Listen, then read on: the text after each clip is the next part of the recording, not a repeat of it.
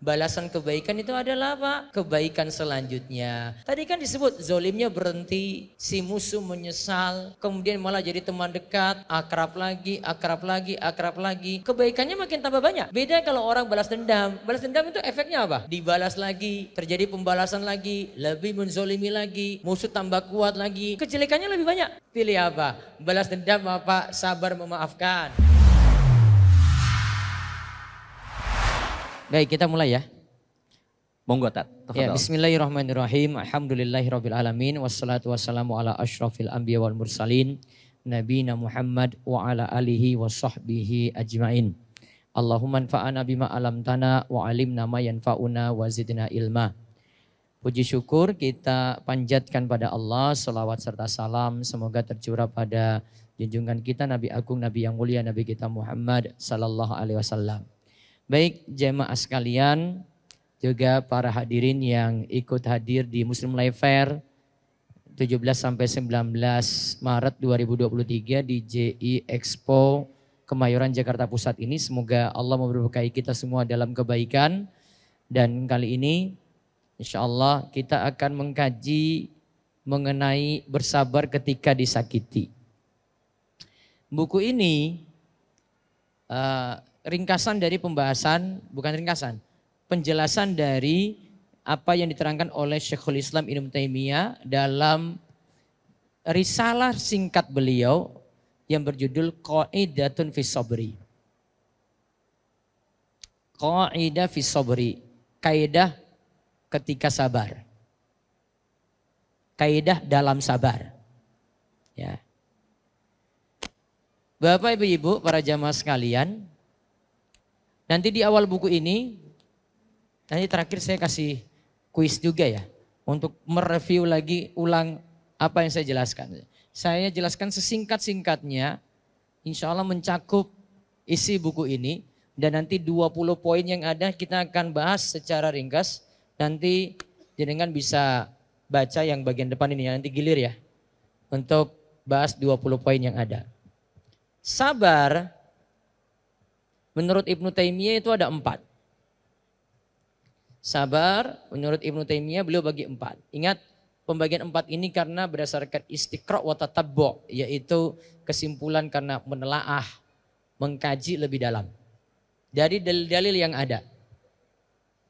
Pertama, sabar dalam ketaatan sampai ketaatan itu dilakukan.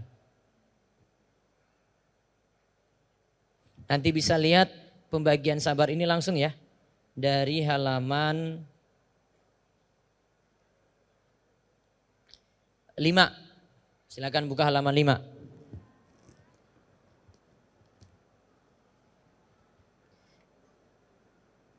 Yang pertama, sabar ketika melakukan ketaatan sampai ketaatan itu dikerjakan.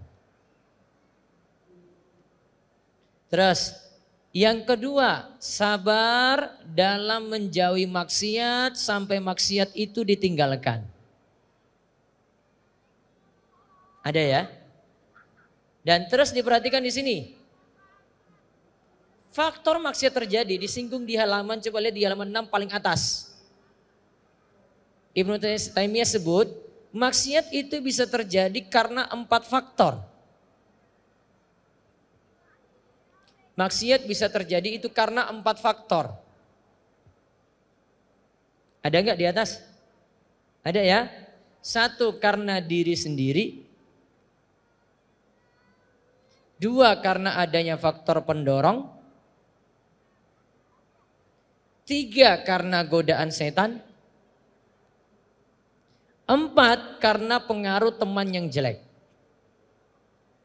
Coba ulang, faktor maksiat terjadi apa? 1, diri sendiri. Ya, faktor hawa nafsu dirinya sendiri nih.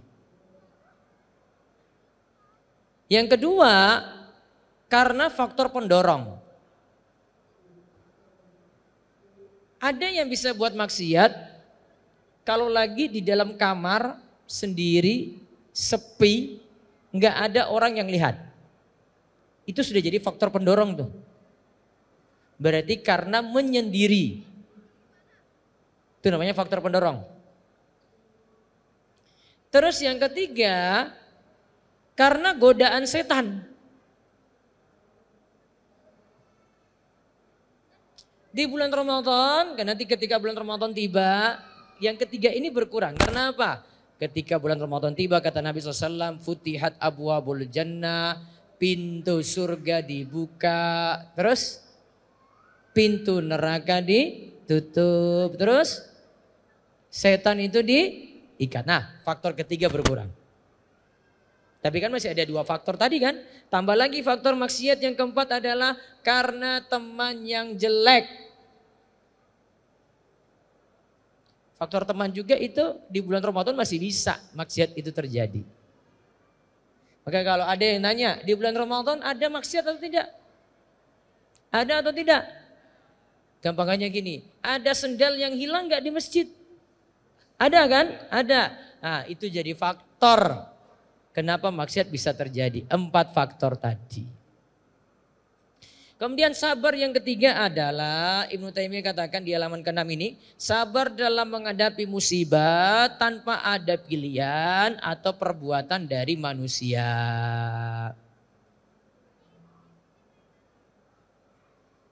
Contoh, sabar ketika sakit.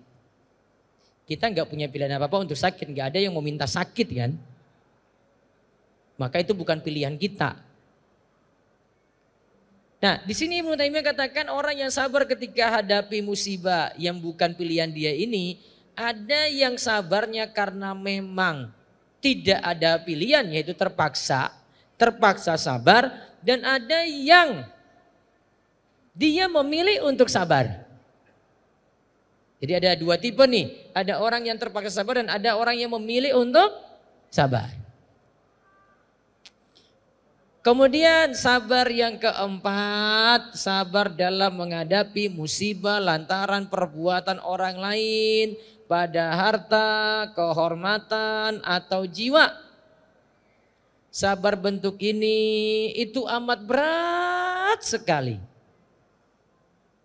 Inilah poin pembahasan kita untuk yang keempat. Kenapa keempat ini dibahas? Karena sabar ketika disakiti itu lebih berat daripada sabar ketika sakit. Orang kalau ketika sakit tadi ada yang punya pilihan, sudahlah saya sabar saja. Ada yang terpaksa sabar tadi kan? Tapi kalau sabar ketika disakiti, kata Ibnu Taimiyah, yang bisa lakukan ini cuma para nabi dan siddiqin saja.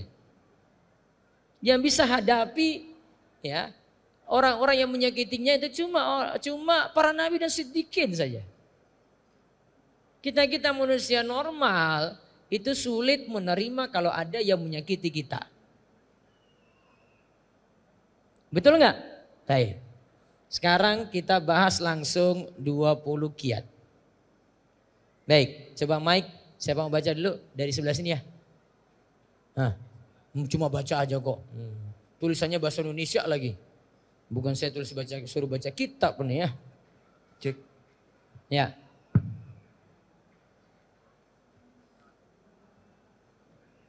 Pertama.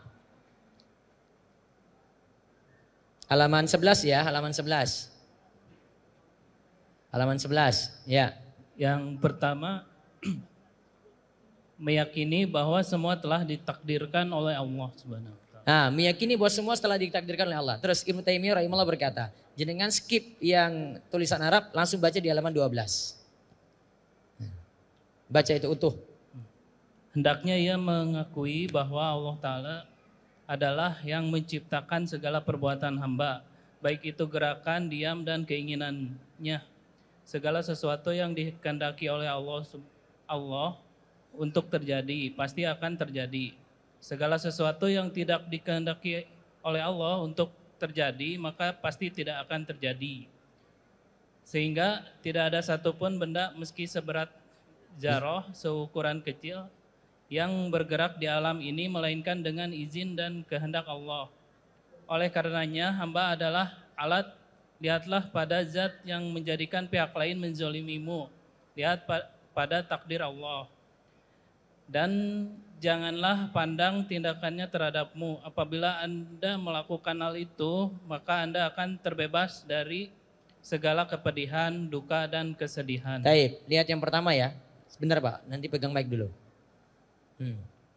Ini yang kita pikirkan pertama kali ketika kita disakiti oleh orang lain. Apa kesimpulannya? Mengakui bahwa Allah yang menciptakan segala perbuatan hamba. Nah, berarti kita jangan mikir orang yang menyakiti kita. Yang pertama dipikirkan adalah itu sudah jadi takdir Allah. Tahu kalimat kuncinya ya? Tidak mikir orang yang menyakiti kita. Tapi yang dipikirkan apa? Sudah, itu memang sudah jadi takdir. Dan ingat takdir ada dua sisi ya. Dari sisi Allah, dari sisi makhluk. Kalau dari sisi Allah, semua takdir Allah itu baik. Tapi kalau dari sisi makhluk, ada yang rasa enak, baik, ada yang rasa buruk. Betul nggak? Tahu kesimpulannya pertama? Pak siapa tadi? Tommy. Nah, Pak Tommy paham ya? Apa tadi kesimpulannya? Ya. Pikirkan apa? Pikirkan orang yang nyingkiti atau pikirkan takdir? Pikirkan takdir. Takdir. Kita akan kurangi beban pikiran. Sudah jadi obat pertama belum ini? Sudah ya? Tuh.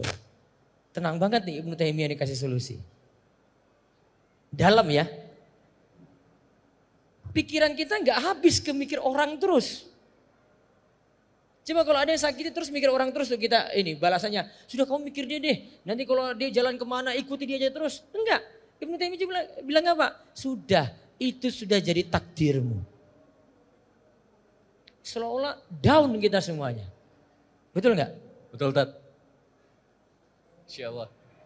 Lanjut lagi. Taib. Baca yang kedua. Yang kedua, musibah berupa gangguan dari orang lain adalah karena dosa kita. Taib. Ini sudah kena juga ini. Coba baca kalimat Ibnu Taimiyah aja. Ibnu Taimiyah rahimahullah berkata, baca halaman 14 itu. Teksnya baca. Hendaklah seorang mengakui segala dosa yang telah diperbuat dan mengakui bahwasanya tatkala Allah menjadikan pihak lain menzolimi dirinya, maka itu semua dikarenakan dosa-dosa yang telah ia perbuat sebagaimana firman Allah Ta'ala. Wa ma asabakum min musibatin fa bima kasabat aydikum wa ya'fu an katsir. Baca artinya? Dan apa saja musibah yang menimpa kamu, maka itu adalah disebabkan oleh perbuatan tanganmu sendiri. Dan Allah memaafkan sebagian besar dari kesalahan-kesalahan kamu. Nah, baca lagi paragraf berikutnya. Apabila seorang hamba mengakui bahwa segala yang tidak menyenangkan dan menimpanya disebabkan oleh dosa-dosa yang telah lalu, maka dirinya akan sibuk untuk bertaubat dan memohon ampun kepada Allah atas dosa-dosanya yang menjadi sebab Allah menurunkan musibah tersebut. Ia justru sibuk melakukan hal itu dan tidak menyibukkan diri mencela dan mengolok-olok berbagai pihak yang telah menzoliminya.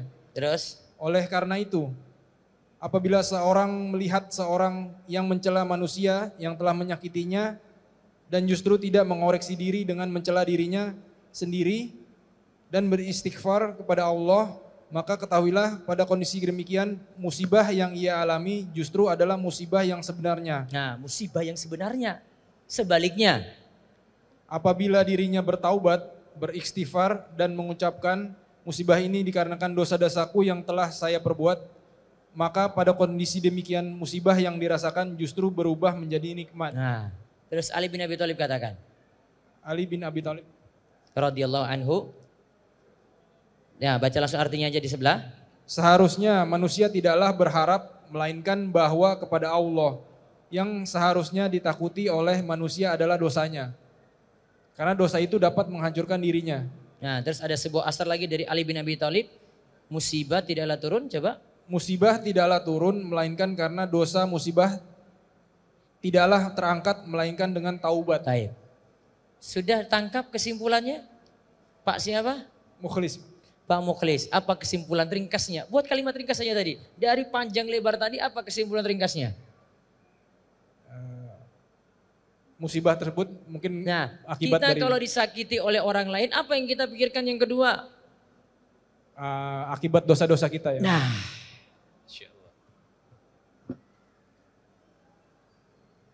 Itu musibah kan, menimpa kita kan. Lewat kezoliman orang lain pada kita tuh. Ibnu Taimiyah katakan tadi apa? Yang dipikirkan adalah itu karena dosa-dosa kita yang dulu. Coba renungkan ayat tadi yang surat Asy-Syura ayat 30. Wa ma asabakum min musibatin fabima kasabat aydikum wa ya'fu an katsir. Kan dari ayat ini nih. Tidaklah musibah menimpa kalian melainkan karena apa? Dosa. Termasuk musibah apa? Kita dapat kezaliman orang lain. Orang lain menyakiti kita. Mungkin ada yang punya karyawannya bawa lari duit. Coba kalau dia cuma mikir karyawannya terus tuh. Mana nih karyawan saya nih? Ya memang manusiawi ya. Tapi kalau dia pikir lain, cara berpikirnya. Iya ya saya banyak dulu apa salah saya ya? Apa dosa saya ya? Ingat, ayat tadi ya, Asy-Syura ayat 30. Dosa wujudnya musibah.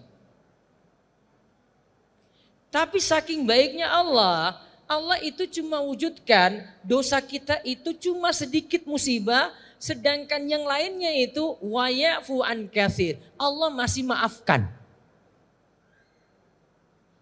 Coba kalau dosa yang banyak ini wujudnya musibah yang banyak juga. Hancur nggak kita? Itu bukan satu orang saya nyakiti itu. Tetangga A nyakiti, tetangga B nyakiti, tetangga C nyakiti ini enggak. Cuma sebagian aja dari dosa diwujudkan dalam bentuk musibah. Pahami poin kedua ini? Ini baru 2 poin loh ini. Dalam banget Ibnu Taimiyah.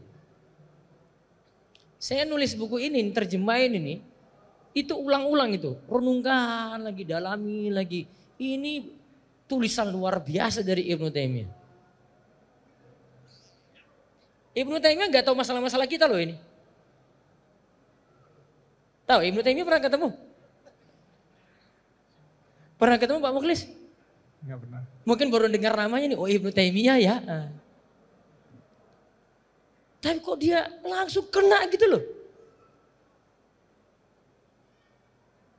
Luar biasa. Mau lanjut lagi poin 3? Boleh. Lanjut lagi? Biar yang sakiti akhirnya terobati. Terus alhamdulillah saya bisa sabar terus. Coba baca poin ketiga.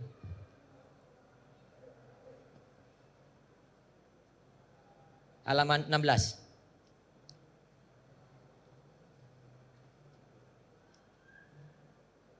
Yakinlah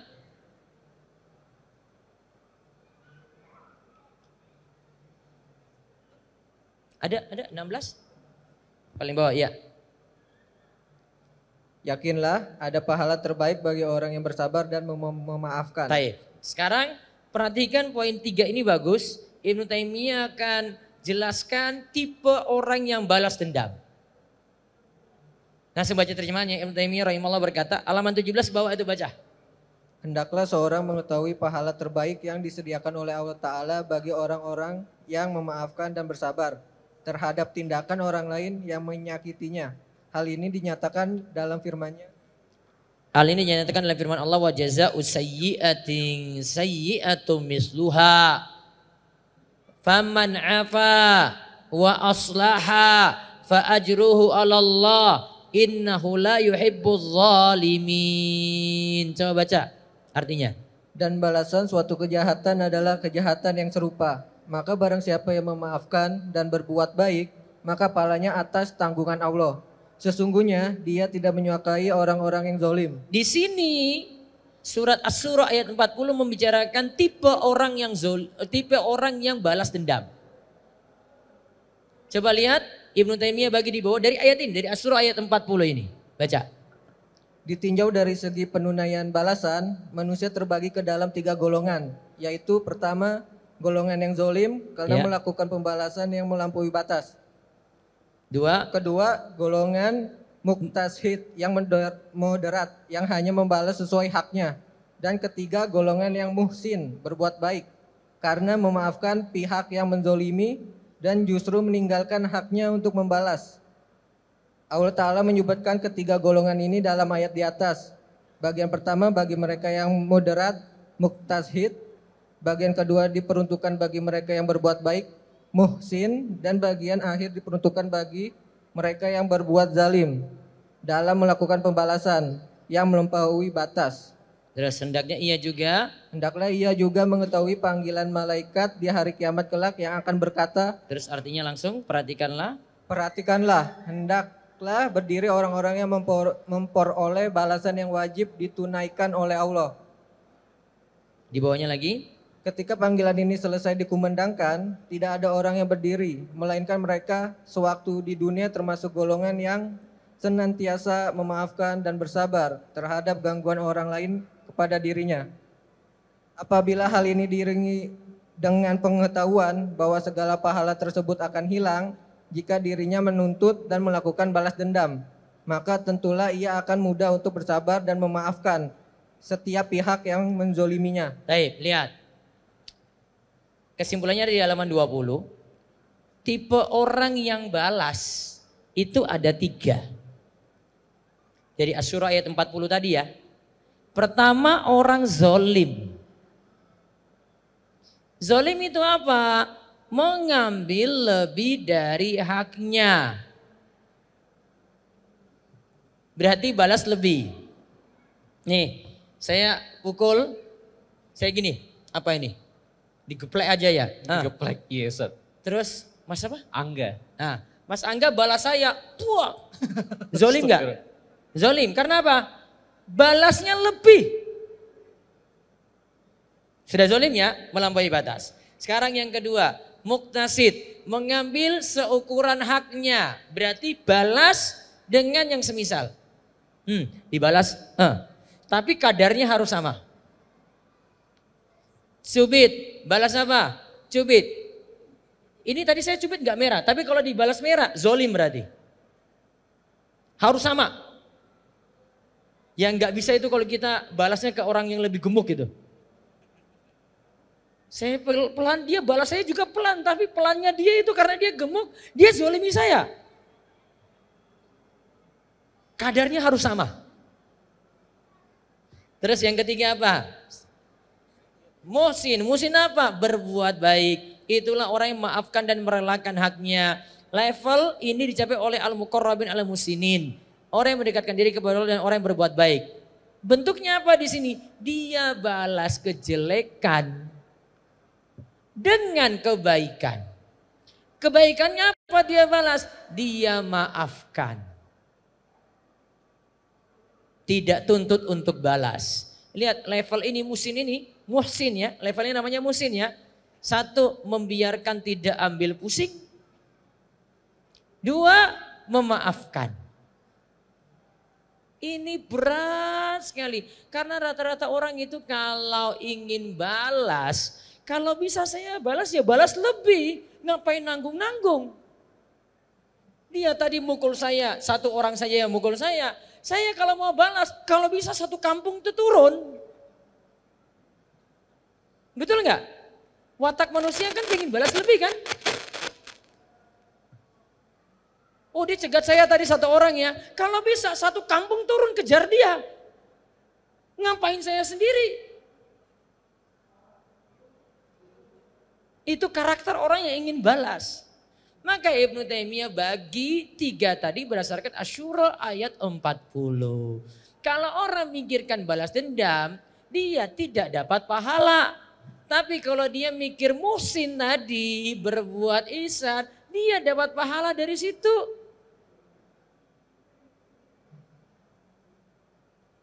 Berarti milih yang mana dari 3 tingkatan tadi? Zolim, muqtasid, muhsin. Milih yang mana? Muhsin. Yang tadi muqtasid masih boleh enggak?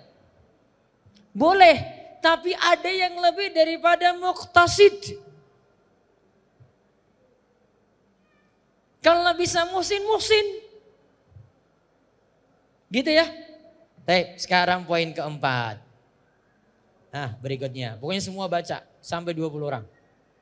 Cek. Yang keempat, Maafkanlah dan balaslah dengan berbuat baik karena Allah menyukai orang yang baik. Yang muhsin. Yang muhsin. Muhsin tadi itu apa berarti? Kalau yang di pembahasan nomor 3. Orang Kejelekan dibalas apa? kebaikan. Kebaikan. Lihat Ibnu Taimiyah katakan, baca artinya langsung. Hendaklah ia mengetahui bahwa apabila ia memaafkan dan berbuat baik, maka hal itu akan menyebabkan hatinya selamat dari berbagai kedengkian, dendam dan menuntut balas kepada saudaranya, serta akan terbebas dari keinginan berbuat jahat kepada pihak yang menzaliminya, sehingga ia memperoleh kenikmatan memaafkan yang justru akan menambah kelezatan dan manfaat yang berlipat-lipat, baik manfaat itu dirasakan sekarang atau nanti. Terus manfaat di atas? Manfaat di atas tentu tidak sebanding dengan kenikmatan dan manfaat yang dirasakannya ketika melakukan pembalasan. Oleh karena itu, dengan perbuatan di atas, ia termasuk dalam firman Allah, Wallahu yuhibbul muhsinin. Baca. Allah menyukai orang-orang yang berbuat baik. Ya, terus. Dengan melaksanakan perbuatan di atas, dirinya pun menjadi pribadi yang dicintai oleh Allah. Kondisi yang dialaminya layak seorang yang kecurian beberapa dirham, tetapi ia malah menerima ganti beberapa ribu dinar. Nah, dapat dirham, dia kecurian dirham malah diganti beberapa ribu dinar, yaitu uang emas. Terus. Dengan demikian, ia akan merasa sangat gembira akan karunia Allah yang diberikan kepadanya, melebihi kegembiraan yang pernah dirasakannya. Berarti yang kita pikirkan apa? Ingat, kalau mau jadi orang yang dicintai oleh Allah, jadilah orang muhsin. Apa muhsin tadi? Membalas kejelekan dengan kebaikan. Kita itu jadi orang yang dicintai oleh Allah, itu lebih baik daripada orang yang mencintai Allah. Beda. Beda enggak? Menjadi orang yang dicintai dengan orang yang mencintai. Beda enggak? Mana yang utama? Nah, kenapa yang mencintai beda dengan yang dicintai? Karena kalau mencintai bisa jadi bertepuk sebelah tangan. Betul enggak? Tapi kalau dicintai sudah jelas. Tidak perlu klaim-klaim lagi. Dalam ayat tadi dikatakan apa? Wallahu yuhibbul muhsinin. Baik, terus yang kelima. Baca, langsung lompat ke halaman 27. Yang kelima, memaafkan orang lain menjadikan diri kita semakin mulia. Nah, Ibnu Taimiyah rahimahullah berkata, baca di halaman 28-29. Hendaklah ia mengetahui bahwa seseorang yang melampiaskan dendam semata-mata untuk kepentingan dirinya, maka hal itu hanya akan mewariskan kehinaan di dalam dirinya. Apabila ia memaafkan, maka Allah justru akan memberikan kemuliaan kepadanya. Keutamaan ini telah diberitakan oleh Rasulullah SAW yang benar dan dibenarkan melalui sabdanya. Mazadallahu abdan bi'afwin illa izzan. Baca artinya halaman 29. Memaafkan menjadikan hamba itu makin mulia di sisi Allah. Ya. Berdasarkan hadis di atas, kemuliaan yang diperoleh dari sikap memaafkan itu tentu lebih disukai dan lebih bermanfaat bagi dirinya daripada kemuliaan yang diperoleh dari tindakan melampiaskan dendam. Kemuliaan yang diperoleh dari pelampiasan dendam adalah kemuliaan lahiriah semata, tetapi mewariskan kehinaan batin. Sedangkan sikap memaafkan terkadang merupakan kehinaan di dalam batin, tetapi mewariskan kemuliaan lahir dan batin. Berarti memaafkan itu jadi mulia secara lahir dan batin. Ya toh? Sedangkan balas dendam memang menang itu, orang-orang nilai menang. Tapi secara lahiriah saja. Kamu sudah kalahkan dia itu. Iya, kamu jago. Namun di mata manusia, bukan di sisi Allah. Maka memaafkan itu membuat orang jadi mulia di sisi Allah. Sedangkan balas dendam tidak. Itu yang harus dipikirkan lagi. Sekarang yang keenam. Ayo. Yang keenam, Allah akan memberikan maaf, diampuni dosa pada orang yang memberikan maaf. Karena al-jaza min jinsil amal. balasan sesuai amal perbuatan. Lihat, balasan sesuai amal perbuatan. Kalau kita memaafkan orang yang menyakiti kita, Allah juga akan memaafkan kesalahan kita berarti. Lihat, Ibnu Taimiyah rahimahullah berkata, baca halaman 31. Hal ini merupakan salah satu manfaat yang luar biasa, yaitu hendaknya ia mengetahui bahwa setiap balasan itu sesuai dengan amalan yang dikerjakan. Al-jaza min jinsil amal. Hendaknya ia menyadari bahwa dirinya adalah seorang yang zolim lagi pendosa. Begitu pula hendaknya ia mengetahui bahwa setiap orang yang memaafkan kesalahan manusia terhadap dirinya, maka Allah pun akan memaafkan dosa-dosanya. Orang yang memohonkan ampun setiap manusia yang berbuat salah kepada dirinya, maka Allah pun akan mengampuninya. Apabila ia mengetahui pemaafan dan perbuatan baik yang dilakukannya kepada berbagai pihak yang menzolimi merupakan sebab yang akan mendatangkan pahala bagi dirinya, maka tentulah ia akan mudah memaafkan dan berbuat kebajikan dalam rangka menebus dosa-dosanya. Pemaafan dan bentuk sabarnya akan mudah. Manfaat ini tentu sangat mencukupi seorang yang berakal agar tidak melampiaskan dendamnya. Berarti poin ke-6 kesimpulannya, kalau memaafkan orang lain, al-jaza min jinsil amal. Apa? Allah akan memaafkan kita. Coba kebalikannya gimana? Kalau tidak maafkan orang lain, Allah enggak maafin kita. Allah tidak maafin kita. Itulah yang dipikirkan oleh Abu Bakar ketika Abu Bakar ditegur. Dia tidak mau maafkan Mistah yang telah membuat gosip Aisyah itu dituduh zina. Abu Bakar awalnya tidak mau beri nafkah lagi pada Mistah dan keluarganya. Kemudian Allah tegur, wal ya'fu wal yasfahu. Ala tuhibbuna ayaghfirallahu lakum wallahu ghafurur rahim. An-Nur ayat 22. Dan hendaklah mereka maafkan dan berlapang dada.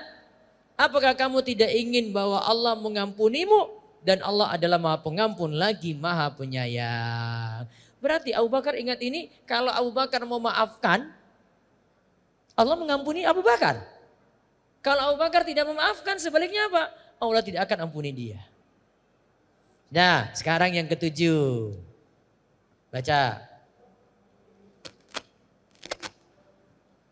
Ketujuh, memikirkan membalas dendam hanyalah menghabiskan waktu. Akibatnya maslahat besar sulit tercapai. Nah, mikir balas dendam terus, waktu kita habis.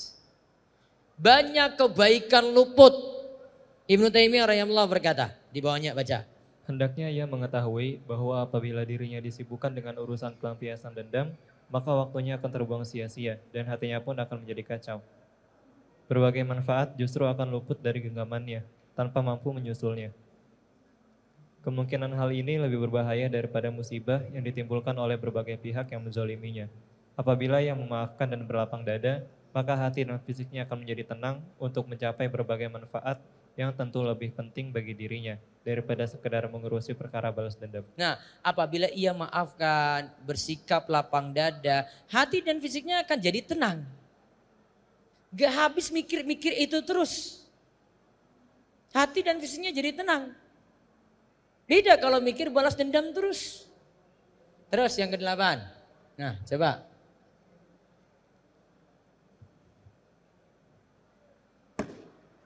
Yang ke-8, Ya. Rasulullah SAW saja manusia termulia tidaklah membalas demi membela diri beliau, sedangkan diri kita penuh aib dan kekurangan. Nah, Ibnu Taimiyah rahimahullah berkata, coba apa maksud dari kalimat Ibnu Taimiyah ini? Ya.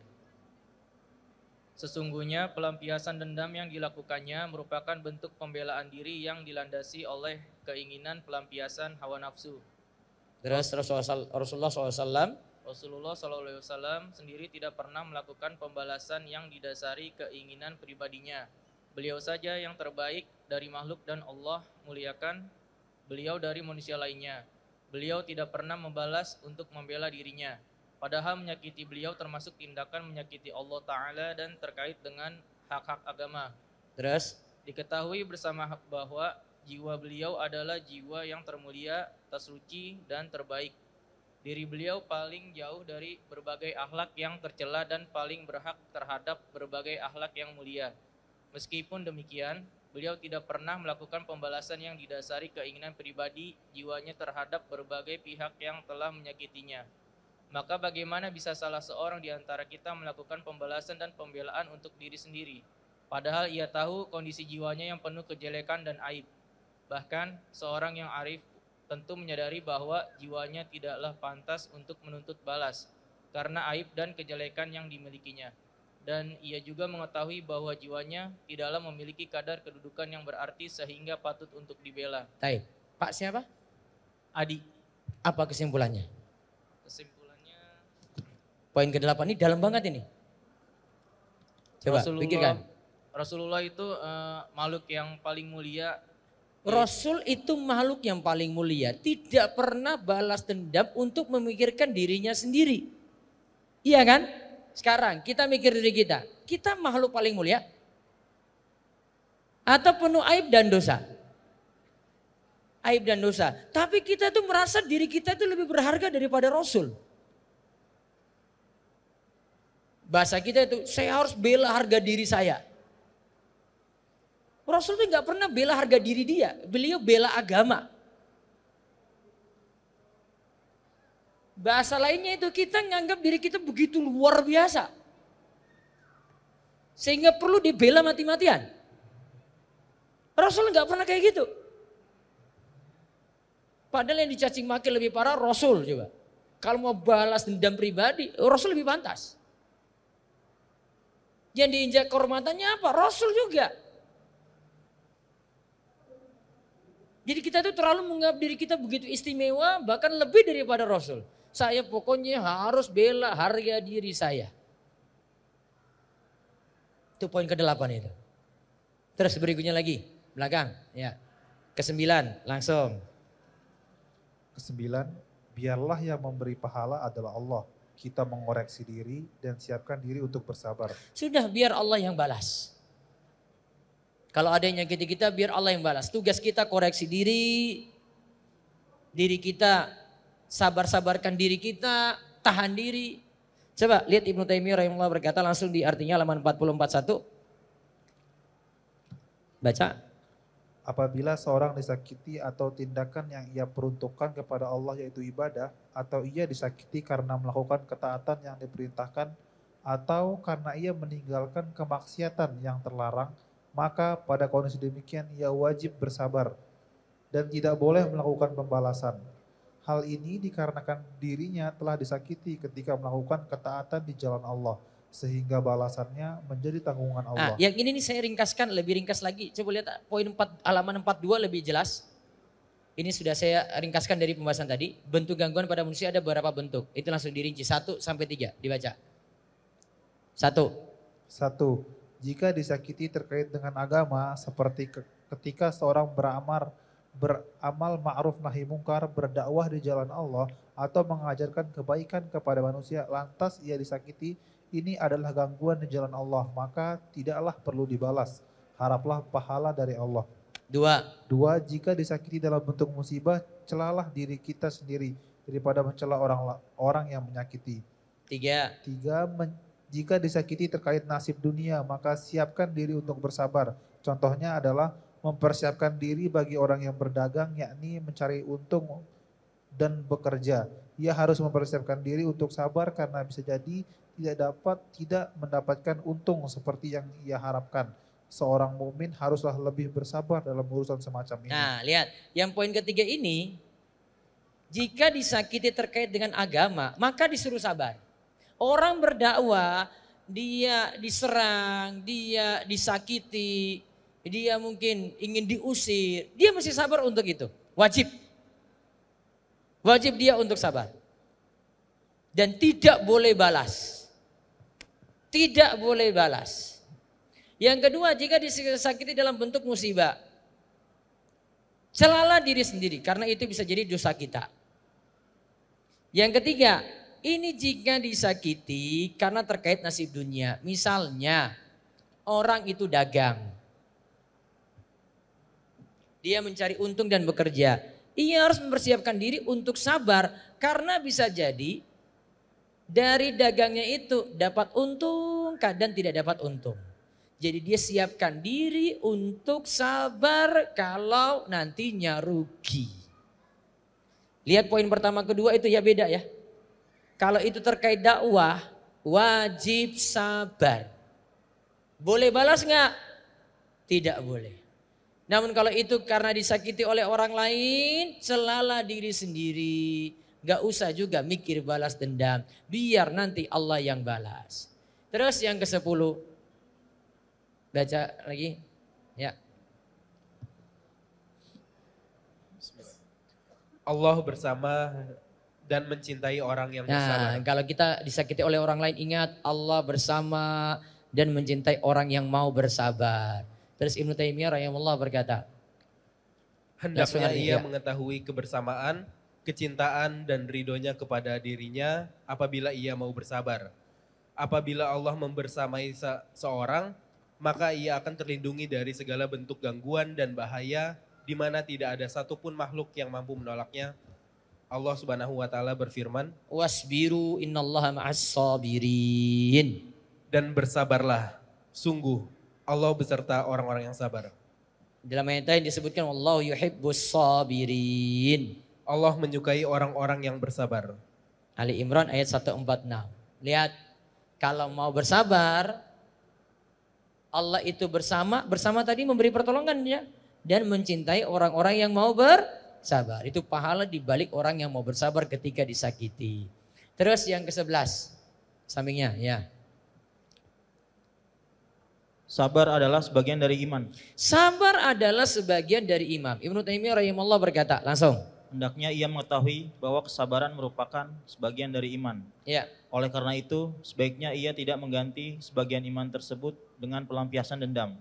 Apabila ia bersabar, maka ia telah memelihara dan menjaga keimanannya dari aib atau kekurangan. Allah lah yang akan melindungi orang-orang yang beriman. Nah, sebagian ulama itu katakan an-sabru nisful iman. Sabar sebagian dari iman. Maka kalau dia bersabar ketika disakiti, sudah dapat sebagian dari iman tadi. Sebagian yang lainnya itu syukur. Sebagiannya sabar, sebagian dari iman itu apa? Syukur. Terus yang ke-12. Ada bukunya Pak? Yang belum masih ada buku? Habis? Baca dulu ya. Bismillah. Ke-12, orang yang bersabar berarti telah mengendalikan dan mengalahkan dirinya. Nah, dia telah mengalahkan dirinya sendiri. Sekarang lihat Ibnu Taimiyah rahimahullah berkata, halaman 48. Hendaknya ia mengetahui bahwa kesabaran merupakan penguasaan, pengekangan dan pengendalian terhadap dirinya. Mana tak kala dirinya berhasil dikuasai dan dikekang, tentu ia tidak mampu diperbudak, ditawan dan dijerumuskan ke dalam berbagai kebinasaan. Tak kala dirinya tunduk, mendengar dan terkalahkan, maka terus menerus ia tunduk hingga dirinya binasa, kecuali rahmat Allah menyusulnya. Maksudnya ia memperoleh rahmat Allah.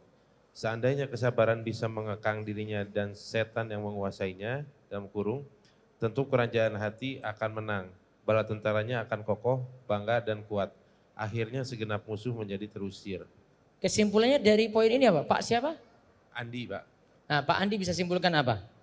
Ringkasnya, ke-12. Ke-12, jadi tak kala kita sabar. Berarti kita kalahkan musuh. Diri kita sendiri. Ya. Betul. Kalau kita nggak sabar, kita dikalahkan oleh musuh. Betul. Ya. Yang lebih mulia kita bisa kendalikan diri kita sendiri. Ya. Jadi kalau orang sabar dia sejatinya menang. Ya. Kalau tidak sabar sudah kalah dia sebenarnya. Walaupun dilihat dari lahiriah dia sudah balas orang lain. Justru dia kalah sebenarnya. Karena dirinya sendiri tidak bisa dia kalahkan. Dalam ya ini ya? Ya? Baik, ke-13. Pak Adin ya. Jika mau bersabar, Allah pasti akan memberi pertolongan dibanding dengan bergantung kepada diri kita yang lemah. Nah, kalau mau sabar, Allah beri pertolongan. Ibnu Taimiyah rahimahullah berkata, langsung baca artinya. Hendaknya ia mengetahui bahwa tatkala ia bersabar, maka tentu Allah lah yang menjadi penolongnya. Maka Allah adalah penolong bagi setiap orang yang bersabar dan memasrahkan setiap pihak yang menzaliminya kepada Allah. Terus di halaman selanjutnya.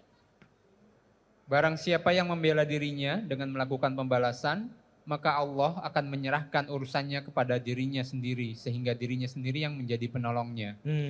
Dirinya sendiri loh. Sekarang, diri kita itu kuat apa lemah? Lemah. Nah, kita sandarkan pada diri kita yang lemah. Terus lanjutannya. Jika demikian, apakah akan sama kondisi antara seorang yang ditolong oleh Allah sebaik-baiknya penolong dengan seorang yang ditolong oleh dirinya yang merupakan penolong yang paling lemah? Baik. Kesimpulannya apa Pak Adin?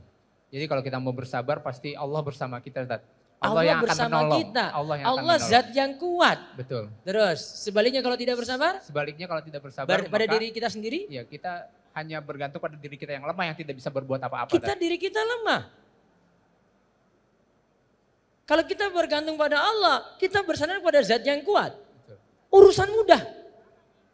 Namun kalau kita nggak sabar, pingin balas dendam, justru Allah sandarkan pada diri kita sendiri, lemah ini diri ini nih. Maka kalau kita bertawakal pada Allah, kan kita bertawakal pada zat yang kuat. Namun kalau kita bergantung pada diri sendiri, kita bergantung pada diri yang lemah. Makanya dalam doa kan, ya hayyu ya qayyum birahmatika astaghits wa aslih li sya'ni kullah wa la takilni ila nafsi tarfata ainin abadan. Janganlah engkau jadikan aku bergantung pada diriku sendiri walaupun sekejap mata selamanya. Kenapa tidak pada diri sendiri? Diri sendiri lemah. Lanjut lagi berikutnya ke-14. Bismillah. Sabar dan memberikan maaf akan mengakibatkan kezaliman berhenti terjadi penyesalan. Malah menjadi teman Lihat, malah menjadi teman karib.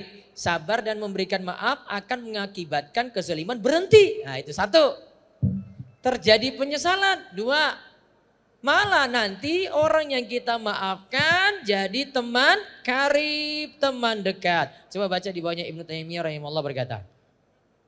Pada diri musuh dan pengajuan maaf darinya yang di paling serta bawah tadi? Yang ada halaman 51 paling bawahnya ada. kesabaran dan pemberian maaf oleh seorang akan melahirkan penghentian kezaliman dan penyesalan. Penyesalan pada diri musuh. Nah lihat, zolimnya berhenti, musuh jadi menyesal. Terus? Dan pengajuan maaf darinya serta akan menimbulkan celaan manusia kepada pihak yang menzolimi. Ya, terus. Dengan demikian setelah menyakiti dirinya, pihak yang zalim akan kembali dalam keadaan malu terhadap pihak yang telah dizoliminya. Demikian pula ia akan menyesali perbuatannya. Bahkan bisa jadi pihak yang zalim akan berubah menjadi teman qarib bagi pihak yang dizalimi. Inilah makna firman Allah Ta'ala. Idfa billati ahsan fa idzal ladzi bainaka wa bainahu adawatun ka'annahu waliyyun hamim wa may yulaqaha illa alladziina sabaru wa may yulaqaha illa dzu hazzin 'adzim. Tolaklah kejahatan itu dengan cara yang lebih baik, maka tiba-tiba orang yang antaramu dan antara dia ada permusuhan seolah-olah telah menjadi teman yang sangat setia. Sifat-sifat yang baik itu tidak dianugerahkan melainkan kepada orang-orang yang sabar dan tidak dianugerahkan melainkan kepada orang-orang yang mempunyai keuntungan yang besar. Nah, dengan siapa ini? Mas siapa? Ridla. Hah? Bapak Ridla. Ridla. Ridla. Hah? Rihlah. Ridla. Apa kesimpulannya dari poin ke-14 ini? Ayo. Itu tadi dalam judul itu. Kalau sabar dan memberi maaf. Satu, kezoliman berhenti. Ya. Terus musuhnya menyesal, ya kan? Terus yang ketiga, malah jadi teman dekat. Manfaatnya luar biasa ini. Namun kalau tidak memberikan maaf bagaimana coba? Musuh. Kezoliman lanjut terus. Jadi musuh. Tidak menyesal tuh musuh. Malah jadi musuh terus selamanya. Terus yang ke-16. Ke-15 Ustaz. Ke-15 ya, 15. Memilih untuk membalas akan berdampak pada bertambahnya kejahatan sang musuh. Nah, milih balas malah musuhnya tambah kuat lagi. Coba lihat Ibnu Taimiyah rahimahullah berkata. Terkadang pembalasan dendam malah menjadi sebab yang akan menambah kejahatan sang musuh terhadap dirinya. Hal ini juga justru akan memperkuat dorongan hawa nafsu serta menyibukkan pikiran untuk memikirkan berbagai bentuk pembalasan yang akan dilancarkan sebagaimana hal ini sering terjadi. Apabila dirinya bersabar dan memaafkan pihak yang menzaliminya, maka ia akan terhindar dari berbagai bentuk keburukan di atas. Seorang yang berakal tentu tidak akan memilih perkara yang lebih berbahaya dari dua bahaya. Padahal seharusnya ia memilih bahaya yang lebih ringan. Betapa banyak pembalasan dendam justru menimbulkan berbagai keburukan yang sulit untuk dibendung oleh pelakunya. Betapa banyak jiwa, kepemimpinan, harta, dan kerajaan yang tetap langgeng ketika pihak yang dizolimi menempuh jalan memaafkan. Kesimpulannya apa? Pak siapa nih? Farid Ustaz. Nah, Pak Farid kesimpulkan apa poin ke-15? Apabila kita membalas malah justru menambah mudarat. Musuh malah tambah kuat. Makan musuh dia balas lebih lagi gitu. Itu bisa terjadi. Namun kalau sudah maafkan, selesai. Kezoliman berhenti tadi. Iya kan? Musuh malah jadi teman dekat. Baik, ke-16. Berikutnya lagi. Pokoknya sampai selesai sampai 20 ini. Kalau sudah selesai, berhenti berarti kajian. Bismillah. Orang yang biasa membalas pasti akan membalas lebih dari haknya. Sehingga ia berubah dari orang yang dizolimi menjadi orang yang menzolimi. Nah, Pak siapa ini? Rafli. Pak Raffi, kalau ada yang mukul, balasnya gimana? Normal loh, manusia normal loh. Jangan baca buku dulu ini. Normal gimana? Sesuai kadar. Hah? Sesuai kadarnya. Enggak normal itu. Balas mukul kayaknya, dia mukul saya Ustaz. Wah, saya tendang, saya mukul, saya banting dia. Pokoknya semampu saya untuk balas pokoknya. Normal kan itu kan? Itu manusia normal itu. Kayaknya kalau balas semisal itu belum normal. Nah ini masuk Ibnu Taimiyah ini. Kalau orang balas, dia bisa jadi malah zolim. Padahal tadi awalnya dia dizolimi kan. Itu orang itu komentari kita yang jelek-jelek. Kita balas lebih lagi, malah zolimi dia. Namun kalau sudah maafkan, selesai. Kezoliman berhenti. Nah coba baca lanjutan dari Ibnu Taimiyah di sini. Ke-16 nih, halaman 55. Sesungguhnya seseorang yang terbiasa membalas dendam dan tidak bersabar mesti akan terjerumus ke dalam kezaliman. Karena hawa nafsu tidak akan mampu melakukan pembalasan dendam dengan adil, baik ditinjau dari segi pengetahuan dan kehendak. Nah, kita rata-rata nggak adil. Mau balas yang semisal, wong mukul gini aja, balasnya nanti lebih kok. Dia balas gini lagi. Wih, tadi saya pelan loh. Rata-rata balas nggak adil. Terus lagi di bawahnya. Terkadang hawa nafsu tidak mampu membatasi diri dalam melakukan pembalasan dendam sesuai dengan kadar yang dibenarkan. Hawa nafsu kita nggak bisa dikendalikan. Terus? Karena kemarahan ketika melakukan pembalasan dendam akan berjalan bersama pemiliknya menuju batas yang tidak dapat masuk akal atau melampaui batas. Terus? Baik dalam bentuk ucapan maupun perbuatan. Sehingga dengan demikian posisi dirinya yang semula menjadi pihak yang dizolimi, yang menunggu pertolongan dan kemuliaan justru berubah menjadi pihak yang menzolimi, yang akan menerima kehancuran dan siksaan. Masya Allah. Dalam sekali kan? Berarti solusinya apa Pak Raffi? Bersabar. Bersabar. Memaafkan lebih menyelesaikan masalah kan? Daripada mikir untuk balas. Balas gak akan pernah selesai loh. Tadi disebutkan poin sebelumnya, balas dia tambah kuat. Nah taruhlah kita yang lebih kuat nih, kita balas malah kita yang zolimi dia. Maka solusinya intinya Ibnu Taimiyah panjang lebar nih sampai poin berapa tadi? 16, intinya poinnya itu sudah maafkan saja. Itu poin Ibnu Taimiyah dari tadi itu. Terlalu bertele-tele beliau ini. Sebenarnya kan pengen ngomong, sudah nggak usah balas, maafkan saja kan. Tapi dalam banget tuh dirinci. Lanjut lagi. Baik. 17. Bismillah. 17. Kezaliman menjadi sebab dihapuskannya dosa dan Nah, hampir sama di poin-poin awal tadi. Nah, sekarang Ibnu Taimiyah rahimahullah berkata, langsung baca di bawahnya. Kezaliman yang diderita akan menjadi sebab penghapusan dosa atau pengangkatan derajatnya. Oleh karena itu, apabila ia memilih membalas dan tidak bersabar, maka tidak ada penghapusan dosa dan tidak pula pengangkatan derajat. Kalau milih balas, penghapusan dosa tidak ada, pengangkatan derajat tidak ada. Itu kalau milih balas loh. Tapi kalau dia milih sabar, memaafkan, penghapusan dosa ada, pengangkatan derajat ada. Terus ke-18. Berarti kalimat sabar tidak ada batasnya itu enggak tepat ya kayaknya ya. Dari tadi ini enggak tepat kan? Karena tidak dapat penghapusan dosa, tidak dapat pengangkatan derajat. Monggo berikutnya. Ke-18, bersabar dan memaafkan adalah pasukan untuk menghadapi musuh. Nah, kuatnya ya dengan sabar dan maafkan untuk hadapi musuh. Ibnu Taimiyah rahimahullah berkata, baca. Ibnu Taimiyah rahimahullah berkata, kesabaran dan pemaafan yang dipilih merupakan pasukan terkuat yang akan membantunya dalam menghadapi musuh. Nah, terus. Sesungguhnya setiap orang yang bersabar dan memaafkan pihak yang telah menzoliminya, maka sikapnya tersebut akan melahirkan kehinaan pada diri musuh dan menimbulkan ketakutan terhadap dirinya dan manusia.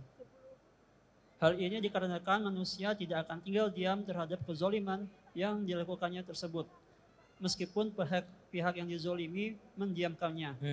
Apabila pihak yang dizolimi memilih membalas dendam, seluruh keutamaan itu akan hilang.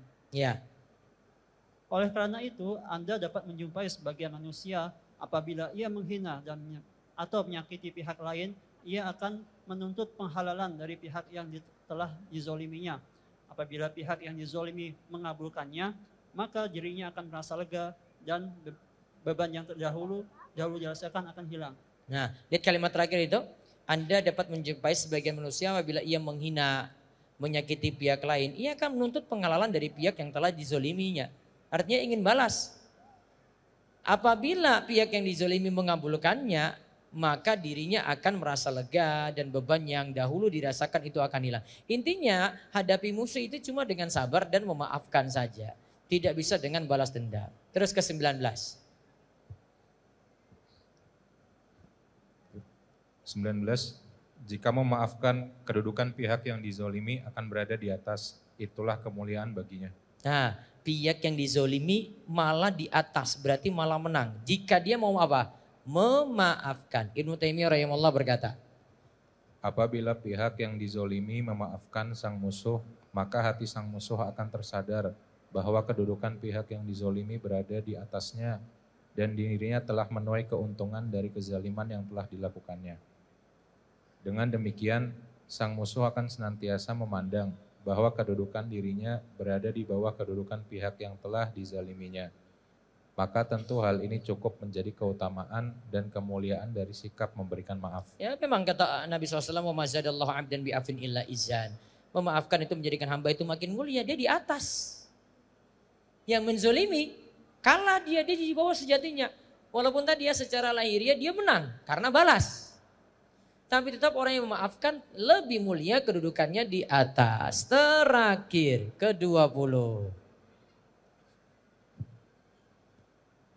Ke-20, bersabar dan memaafkan akan berbuah kebaikan selanjutnya dan terus berlanjut. Nah, kebaikannya berlanjut kalau bersabar dan memaafkan. Ibnu Taimiyah rahimahullah berkata di bawahnya. Apabila seorang memaafkan dan berlapang dada, maka sikapnya tersebut adalah suatu kebaikan.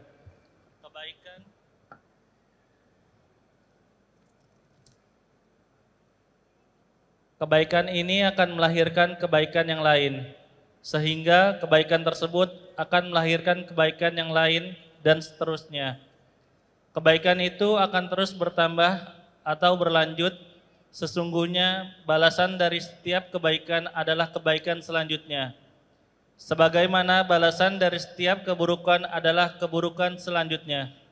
Terkadang hal ini menjadi sebab keselamatan dan kebahagiaan abadi.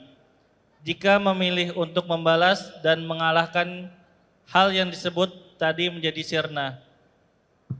Kesimpulannya apa? Pak siapa? Saya Doni, Pak. Pak Doni. Coba kesimpulannya apa? Kalau bersabar dan memaafkan, kalau bersabar bertambah kebaikannya. Kebaikannya berlanjut. Karena ingat min sawabil hasanati al hasanatu ba'daha. Balasan kebaikan itu adalah apa?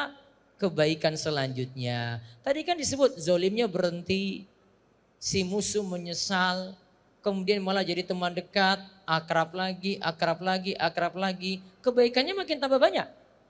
Beda kalau orang balas dendam. Balas dendam itu efeknya apa? Dibalas lagi, terjadi pembalasan lagi, lebih menzolimi lagi, musuh tambah kuat lagi, kejelekannya lebih banyak.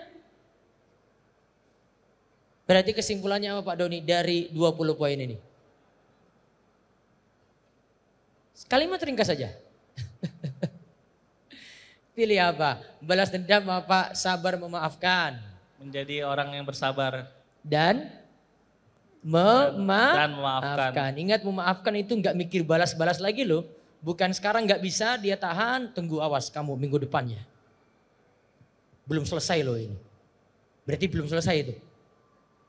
Balas dendam sudah nganggap selesai. Dia tinggalkan itu. Wallahu a'lam bissawab. Insyaallah. Jazakallah khair, barakallahu fiik atas ilmunya Ustaz. Insyaallah. Mas Angga gimana? Saya Mulai tenang takjub ini. Ustaz. Masya Allah Ustaz. Buku sekecil ini manfaatnya banyak sekali. Dan saya terkagum dengan yang Ustaz bilang tadi bahwa Ibnu Taimiyah itu nggak tahu masalah kita Ustaz. Nggak tahu masalah Nggak kita. tahu masalah kita Ustaz. Nah, ketemu Mas Angga aja nggak pernah. Tapi kayaknya tahu masalah ini semua deh kita ini di sini hadir ini. Ibu-ibu juga itu. Kayaknya tahu masalah semua loh itu. Saya kalau ngomong ke orang kalau lagi bahas ibu ini, Ibu Taimiyah nggak pernah lihat kita ini loh. Ini orang penuh masalah semua nih kita ini. Ibu-ibu juga penuh masalah lagi itu. Belum ada kata orang, belum digosipin orang, belum disakiti, belum barangnya hilang, belum hadapi orang gak amanat, belum hadapi pegawai. Tuh solusinya cuma ini. Masya Allah. Sebentar lagi kita akan buka sesi tanya jawab, jadi silahkan untuk teman-teman yang ikhwan dan akhwat untuk mempersiapkan pertanyaannya. Cuma mungkin saya dulu nih Tat. Ya. Saya mau bertanya tentang poin 3 di halaman 18 untuk teman-teman yang megang bukunya. Ini soal balas berdasarkan dengan kadarnya ya Tat ya tadi ya Tat ya. Insya Allah.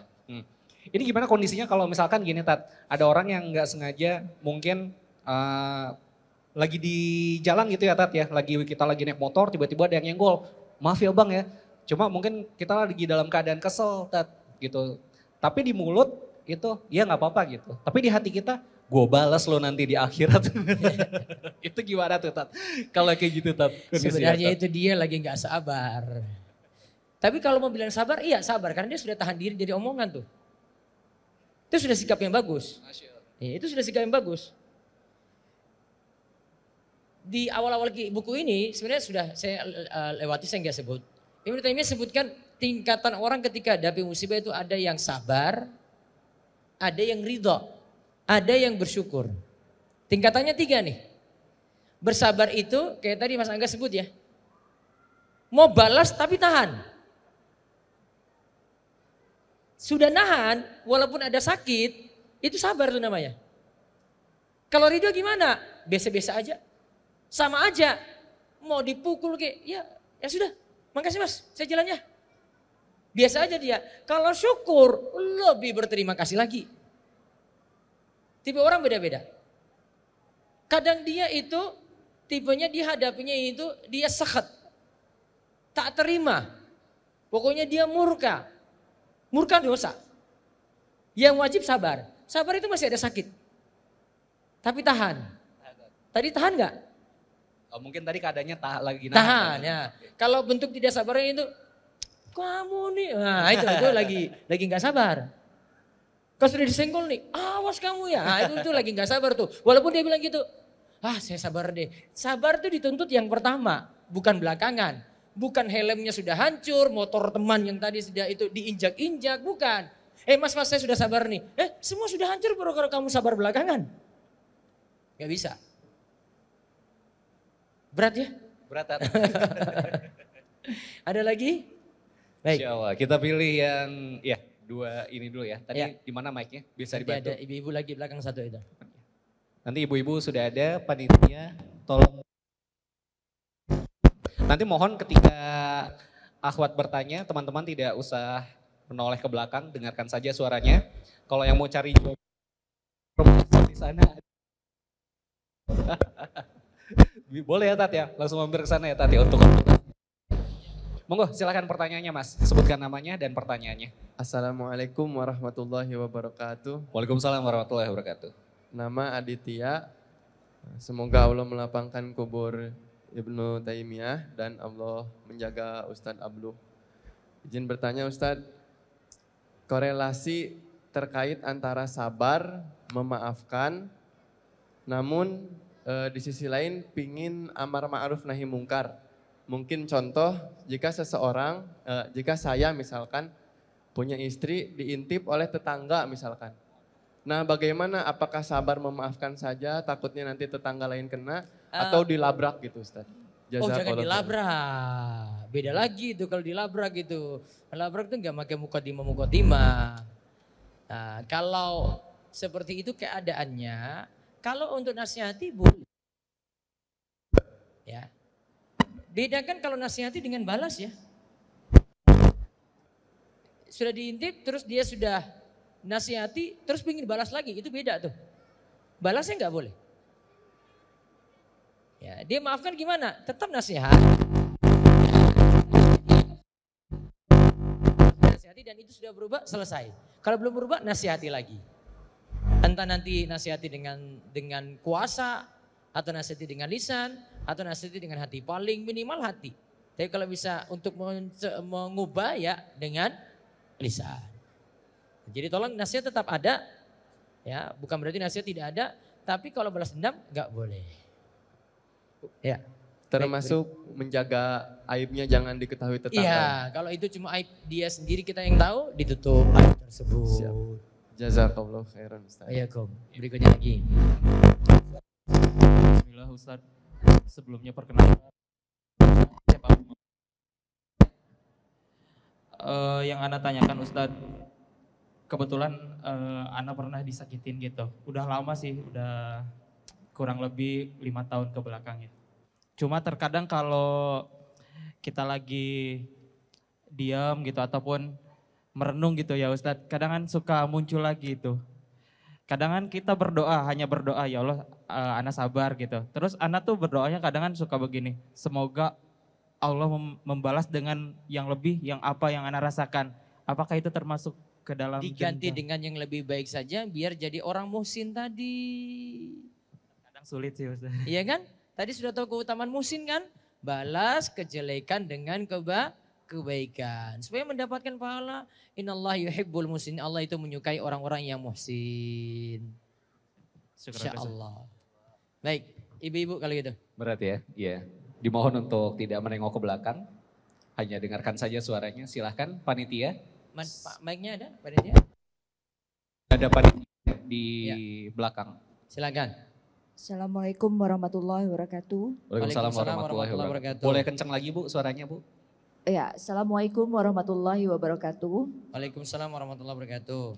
Ana hamba Allah Ustadz mau bertanya, sebenarnya kajian ini dalam banget buat Ana. Mengenai bersabar dan memaafkan itu akan sulit. Tapi poin ke-20 ini Ana bertanya tentang bersabar dan memaafkan akan berbuah kebaikan selanjutnya dan terus berlanjut. Ana mau bertanya bagaimana caranya, amalan apa yang ketika kita sudah bersabar, ketika sudah memaafkan, tetapi karena kezoliman yang dihadapi kepada Ana itu terlalu berat, apa yang mesti dilakukan? Karena saya pernah mendengar satu kajian Ustadz bahwa memaafkan itu mudah, tetapi tidak bisa melupakan kezaliman. Bagaimana caranya kita untuk melupakan dan amalan apa Melupakan sehingga agak sulit, Bu. itu dia Ustaz. Iya, normal. Betul nggak? Iya. Lihat, ada tadi ini 5 tahun tuh. Iya. Ya, tadi ini ada teman cerita 5 tahun yang lalu ya. Ini Melupakan bisa nggak? Agak sulit. Ya, Cuma betul, kita Ustaz. tahan diri, saya butuh sabar, saya tidak balas dendam, saya berusaha maafkan itu. Kok nanti terungkit lagi, ingat lagi, wah dia kok kejam banget. Berusaha untuk sabar lagi, berusaha untuk maafkan lagi. Sesuatu yang terngiang-ngiang itu wajar-wajar saja. Ya, manusia normal seperti itu. Tapi kan dituntut sabar, sudah tahan diri, sudah maafkan, gak usah banyak mikir dia, mikir diri kita saja. Insya Allah masalah teruraikan itu. Coba renungkan poin ini dari poin 1 dan ulang lagi sampai 20. Baca ulang-ulang lagi deh. Ya baik Ustaz. Iya.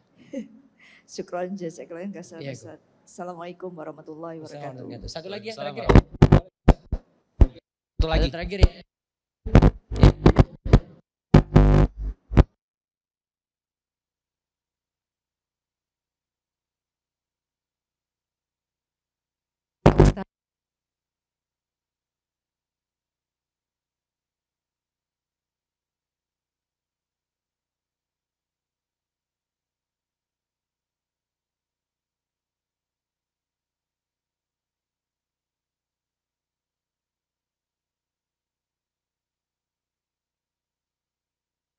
Disakiti, dihindari. Terus sifat kita itu cuek aja pada orang. Sifatnya si A ini ya. Saya nggak ambil pusing dengan dia gitu loh.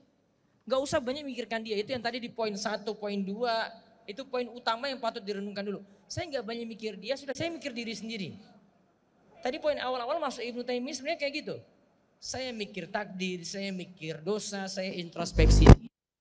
Balik ke diri saya aja. Saya mikir dia terlalu banyak. Ustaz dia gosipin saya terus, biarin aja. Diri.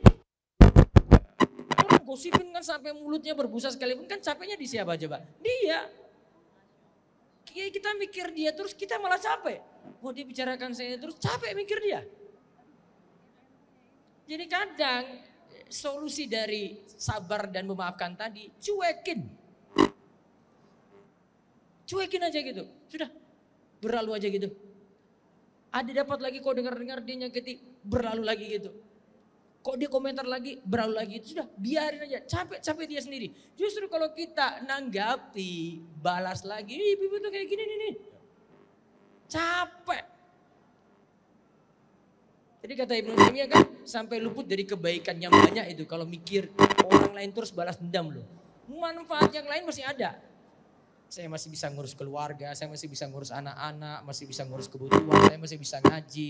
Di rumah saya bisa ngaji online. Kan kayak gitu realita terjadi. Gitu ya. Saya rasa cukup.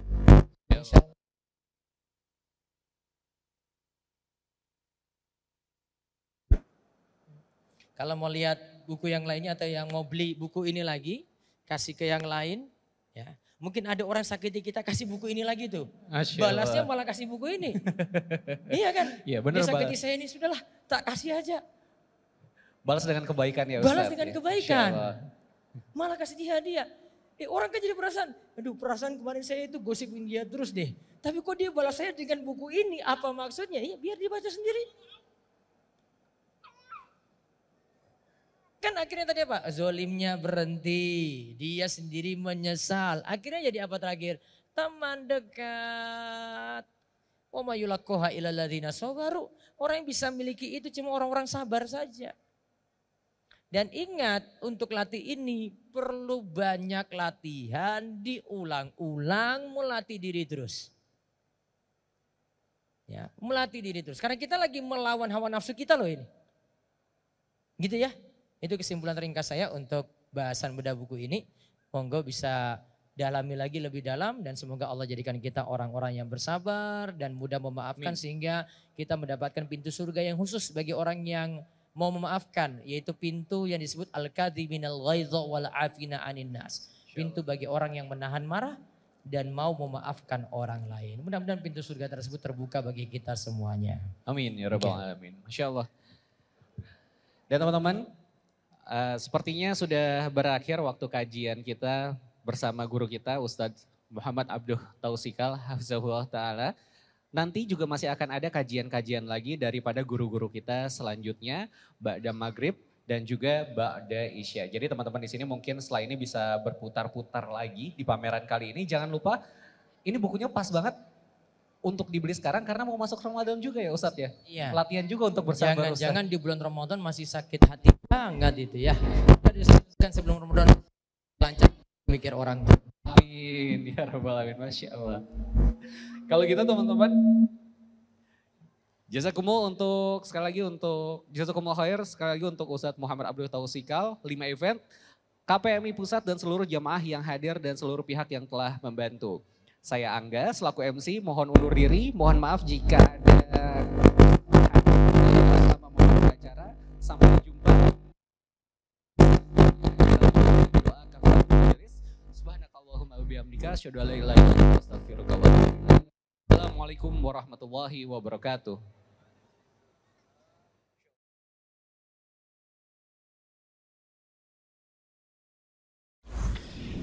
Jazakumullah khairan, barakallahu fikum. Video ini dibuat atas partisipasi dari donasi Anda. Semoga menjadi amal jariah bagi Anda semuanya.